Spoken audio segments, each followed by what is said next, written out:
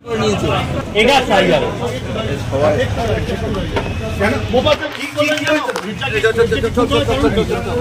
নিয়ে গন্ডগোল ছিল? মিডিয়া ভাইদের এখন কিছু বলবো না, যা বলবো আমি বড়বাবুর সঙ্গে বলবো।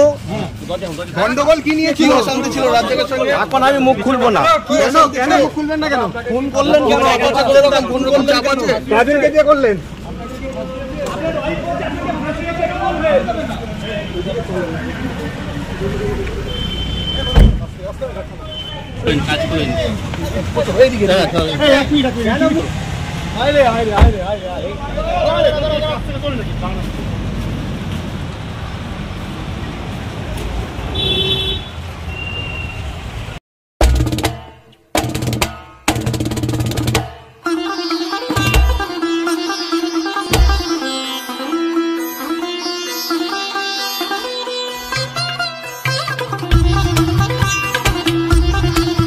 আপনারা দেখছেন বাংলার সংবাদ 24।